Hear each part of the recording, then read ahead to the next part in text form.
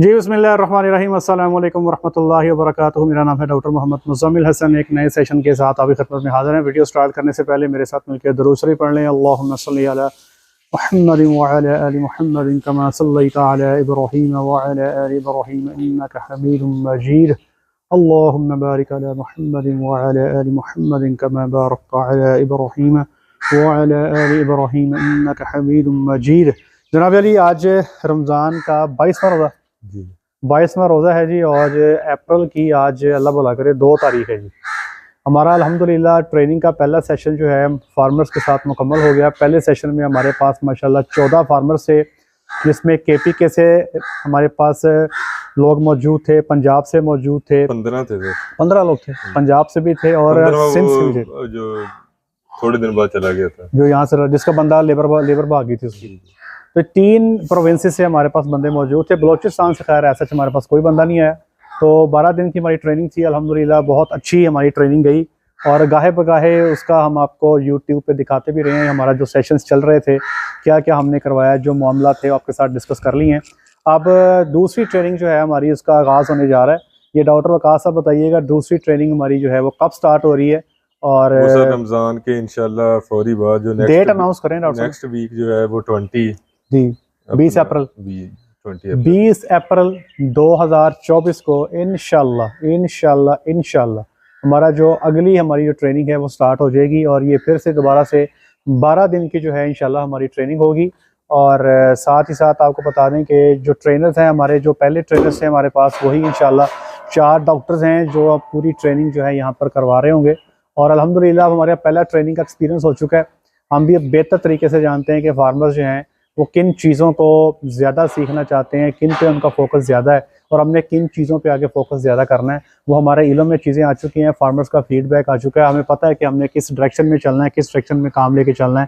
तो अब गर्मी का मौसम आ गया, और एक चीज़ आपको बता दें कि जो स्लॉट्स हैं हमारे पास वो सिर्फ लिमिटेड हैं। मैक्सिमम 15 की अवेलेबिलिटी है हमारे पास, और जो 15 की भी 12 रखें। 12 गर्मी आ गई है ना, तो हीट स्ट्रेस ना लेंगे, ओवर क्राउडिंग ना हो जाए, ना लेंगे ओवर क्राउडिंग ना। ये 15 बंदे लास्ट में हमारे पास आए थे, इनमें से एक बंदा ऐसे था जो समुद्री से था, और वो डेली आ जाया करता था और डेली ही वो चले जाया करते थे। अभी भी एक बंदे ने बुकिंग करवाई है सर, वो डेली आना जाना खुद ही करेगा, तो ठीक है। मतलब ये फैसिलिटी आपके पास है। अगर आप में से कोई बंदा ऐसा है जो हमारे फैसलाबाद में नज़दीक है, ठीक है जी, तो अगर आप डेली भी आना जाना चाहें तो आप डेली भी आ जा सकते हैं। हमारा जो टाइम होता है जी, हमारे 3 सेशन होते हैं बेसिकली, जो जिस पे हम काम करते हैं।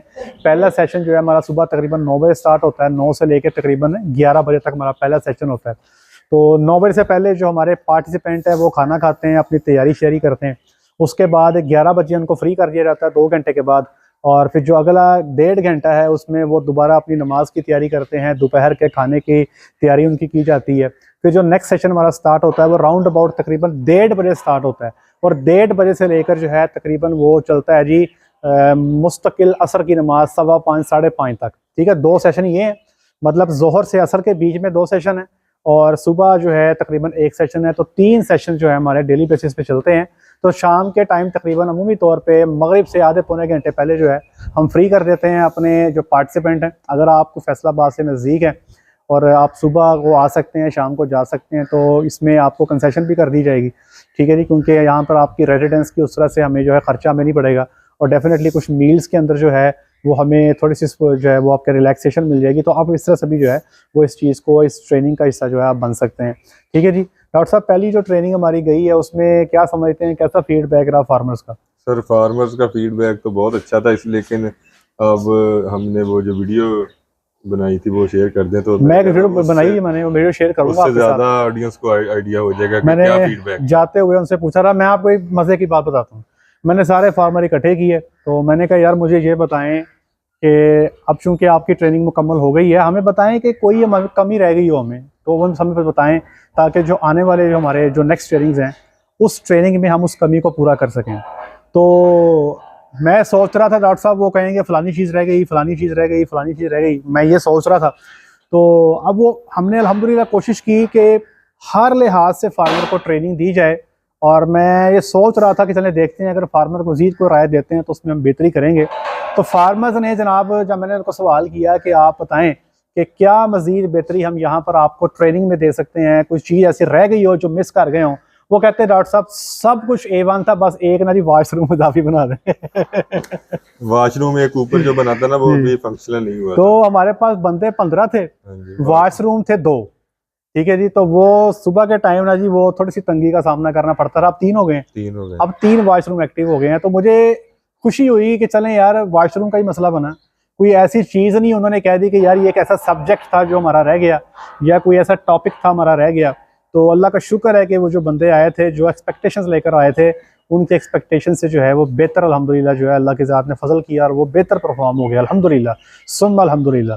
तो डॉक्टर साहब एक दफ़ा मोटा मोटा बता दें कि हम इस 12 दिनों में क्या क्या जो है फार्मर्स को सिखाने वाले हैं। सर एक तो जो मेनली है वो शेड की कंस्ट्रक्शन है। ये शेड जो आप देख रहे हैं जिसके अंदर हम खड़े हैं, इस शेड की कंस्ट्रक्शन के हवाले से आपको बताएंगे, इसका टोटल खर्चा कितना आया, कैसे बनाना है, ये सब कुछ आपको डायमेंशंस के साथ आपको बताएंगे इंशाल्लाह। सेकंड जो है वो एनिमल सिलेक्शन है जी, एनिमल सिलेक्शन ये अक्सर लोग कहते हैं हमें बताएं, तो यहाँ पर इंशाल्लाह आपको सिलेक्शन के हवाले से टिप्स दिए जाएंगे कि आपने जानवर को सिलेक्ट कैसे करना है। फिर उसके बाद सर सीमन सिलेक्शन है। सबसे औखा काम यही है जो मेरा समझता हूँ कि बहुत सारे लोगों के लिए कौन सा सीमन जो है वो आपको अक्सर लोगों को जो है सीमन की कैटालॉग पढ़ने नहीं आती। आपके सामने सीमन की कैटालॉग आती है, आपको पता नहीं चलता कि ये सीमन कैसा है, अच्छा नहीं है। जब आपको ये समझ नहीं आती कि सीमन अच्छा है या नहीं, तो फिर आपको ये भी पता नहीं लगता कि इसकी प्राइस क्या होगी। अगर आपको एटलीस्ट सीमन देख के अंदाजा हो जाए कि इसकी वर्थ क्या है, तो आप थोड़ा सा ना जी प्राइस का भी आइडिया कर लेते हैं। जैसे अभी हमें आप सीमन की कोई फोटो दिखाए ना, तो हम थोड़ी बहुत असेसमेंट कर देते हैं, हमें आइडिया हो जाता है ये सीमन कितने का होगा। लेकिन एक चीज़ मैं आपको यहाँ बता दूँ, बहुत सारे लोग मुझे वीडियो भेज देते हैं, फ़ोटो भेज देते हैं कि बताएं ये सीमन कैसा है और इसकी प्राइस क्या है। तो मैं ये तो ज़रूर बता देता हूँ कि सीमन अच्छा है, हल्का है, माठा है, अच्छा है, जो भी है। प्राइस के हवाले से भाई मेरी माजरत है, हम नहीं चाहते कि हम आपको हर बुल की प्राइस बताएं। ऑलरेडी जो है मेरे जो डॉक्टर भाई हैं मुझसे बड़े नाराज हैं, वो कहते हैं कि कंपनीज के डिफरेंट वो सीधी बात करनी चाहिए डॉक्टर साहब। मैं ऑलरेडी बहुत सारी जो है ना मुखालफत का सामना कर रहा हूँ। लोग कह रहे हैं कि आप फार्मर्स को पढ़ा क्यों रहे हैं, सिखा क्यों रहे हैं, और अभी आप अगर कीमतें भी बताने लग जाएंगे तो हमारी रोजी रोटी का मसला बन जाएगा। तो मैं इसमें थोड़ा सा मोहतात हूँ जी। तो उसके बाद सर है ब्रीडिंग के हवाले से आपको ब्रीडिंग प्रोटोकॉल्स बताएंगे कि जानवरों को आपने गबन कैसे करना है, कौन से प्रोटोकॉल लगाने हैं, कैसे लेके चलना है। और उसके बाद डॉक्टर साहब, और इसके बाद सर जो मेजर रीढ़ की हड्डी की हैसियत रखती है न्यूट्रिशन, आपको इंशाल्लाह मैंने जो लास्ट अपना सेशन किया था ना, लास्ट ट्रेनिंग, उसमें 3 दिन मैंने पूरे लगाए थे जी, फीड फार्मूलेशन पे पूरे 3 दिन लगाए थे। और मैं अज्यूम ये करता हूँ कि इंशाल्लाह अज़ीज़ अब फार्मर्स में इतनी कैपेसिटी होनी चाहिए कि वो काफ स्टार्टर बना लें खुद, अपना फीड का हीफर का फार्मूला खुद बना लें, अपना जो है मिल्किंग का फार्मूला खुद बना लें, अपना फैटनिंग का फार्मूला खुद बना लें। अब इतनी सलाहियत मैं समझता हूँ कि उन फार्मर्स में ज़रूर पैदा हो गई होगी। फीड फार्मूलेशन पे जो है इंशाल्लाह हम कम से कम 3 से 4 दिन लगाएंगे। और डॉक्टर साहब मेजर डिजीजेस सर, जो बेसिकली कुछ बीमारियां ऐसी हैं जो फार्म पर आती हैं, जो गाहे बगाहे आती हैं, जिसमें मैस्टाइटिस है, क्लोस्ट्रीडिया है, आपकी जो मेटाबॉलिक डिसऑर्डर्स हैं, मिल्क फीवर है, PPH है, और इसके अलावा गलगोटू है।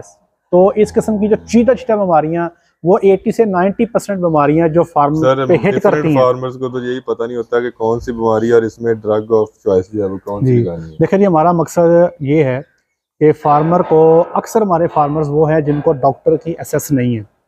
वो ज़्यादातर यही कहते हैं जी कि हमारे इलाके में जो है ना जी DVM क्वालिफाइड डॉक्टर्स मौजूद नहीं है। ठीक है जी, हम ये चाहते हैं कि फार्मर इतना काबिल हो जाए कि अगर खुदा ना खास्ता इमरजेंसी उस पर आ जाए, उसका जानवर जो है वो शदीद किसी मसले का शिकार हो जाए, तो कम से कम इतनी कैपेसिटी वो ज़रूर रखता हो कि डॉक्टर के आने तक अपने जानवर का कोई आटा दलिया कर ले।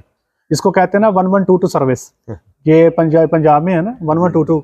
वो 1122 का क्या काम है, कोई एक्सीडेंट हो जाए, कोई मसला बन जाए, तो वो जाते हैं और फर्स्ट एड प्रोवाइड करते हैं मरीज को, ताकि वो उसको हॉस्पिटल तक सही तरह पहुंचा दिया जाए। तो हमारी कोशिश ये होगी कि आपको फर्स्ट एड बताई जाए, ताकि डॉक्टर के आने तक जो है आपने अपने जानवर को किस तरह आगे मजीद लेके चलना है ताकि उसका ज़्यादा नुकसान ना हो जाए, ये बेसिकली हम आपको बताएंगे। फिर सबसे एक इम्पॉर्टेंट सब्जेक्ट है काफ रेयरिंग। ये भी आपके सामने खड़ी हैं, ठीक है जी, ये आप देख रहे हैं, इनको कैसे पालना है, इनको बड़ा कैसे करना है, इनकी इकोनॉमिक्स क्या है, कितने पैसे लगेंगे इनको बड़ा करने में, बड़ा होकर ये कितनी में सेल हो जाएंगी, पैदाइशी इनका वजन क्या होता है, बाद में वेट गेन्स इनके क्या आते हैं, और इनको जो है इनकी फिजिबिलिटी टोटल।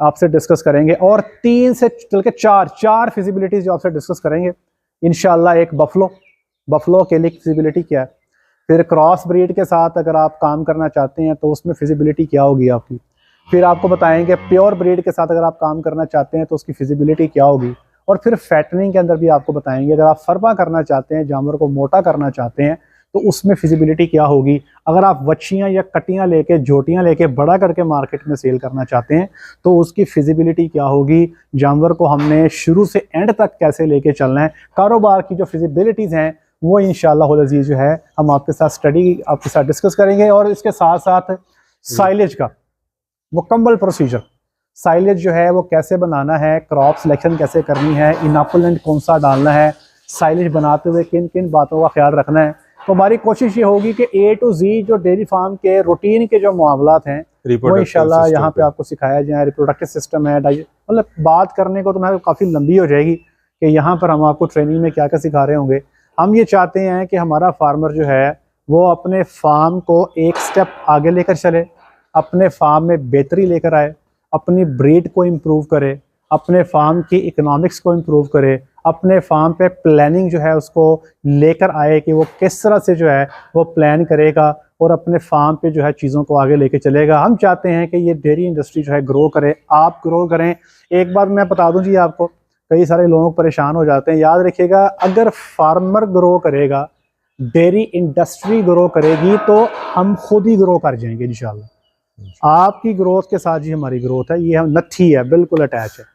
अगर फार्मर ग्रो नहीं करता तो याद रखिएगा कि डॉक्टर भी कभी ग्रो नहीं करेगा, इसमें कोई दो राय नहीं है। ठीक है जी, हम चाहते हैं इंडस्ट्री ग्रोथ करे, इंडस्ट्री आपके साथ है, और अपनी स्लॉट्स बुक कर लें। ठीक है जी, ये सिर्फ हमारे पास थोड़ी पोजीशंस हैं, हम ज़्यादा यहाँ पर लंबा चौड़ा काठ नहीं करना चाहते, थोड़े लोग हों उनके साथ इंटरेक्शन करना भी आसान रहता है। तो ये डॉक्टर साहब का नंबर दे दिया है, इनसे आप बात कर सकते हैं, अपनी पोजीशन बुक करवा सकते हैं, मुकम्मल डिटेल मज़ीद कोई ऐसी जो वीडियो में रह गई हो एक्सप्लेन करने से वो आप डॉक्टर साहब से जो है वो आप व्हाट्सएप पे मैसेज करके जो है मज़ीद डिटेल जो है वो आप ले सकते हैं। डॉक्टर साहब कोई बात रह गई तो बता दें, भूल गया नहीं मेरे ख्याल खापते बाबा आती मैं कवर कर लिया सर, ठीक हो गया। 15 मिनट हो गए तो बोल दिया, मेरा ख्याल है कि कवर हो ही गया। ले जी, आज के लिए इतना ही, अपना ख्याल रखें, दुआ में याद रखें, 5 वक्त की नमाज बाजमात अदा करें। अस्सलामु अलैकुम व रहमतुल्लाहि व बरकातुहू।